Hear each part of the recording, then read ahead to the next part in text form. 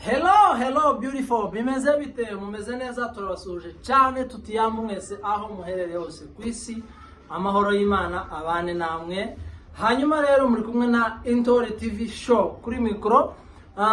Tuje imbere yanyu tubasuhuza cyane tutiyambu mwese, abari i Burayi, abari muri Kongo, yambu ntigira amasaha, abo bwije, abo mukeye ni yambu mwese. Nuko uyu munsi rero ko murabona ko ndije nyine.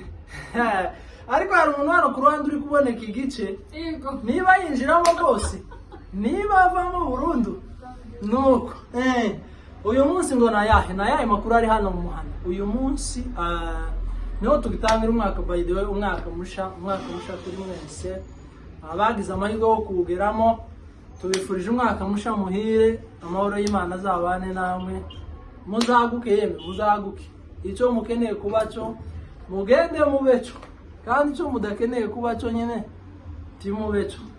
Nuko hanyuma rero uyu munsi tamakuru ari no muhana. Inkuru iri no muhana ni yuko umuntu witwa Nyamwiza Amasimba TV show yagiye i Rwanda, yagiye muri maternity, yagiye kuzara agenda, ariko tugira ikibazo tubona agiye wenyine, ariko tuza kwibuka ko nta mugabo n'ubundi agira. None ga yatubwiye ngo musengere agiye kuzara, niba umwana afite se izarane simbisi niba atamufite, ariko nta muntu ugawo kwibyaza, nta muntu wo kwitera inda. Hari umuntu ushobora kwitera inda tibaho, ariko nyine numva ko yagiye kubyara. Icy'ingenzi ni ukubyara. Izo mwana tuzomumenya nyuma, ashobora no kuza kandi abana be n'abari bazakunda gusagana base shitani kugira ngo ikoze abantu isoni.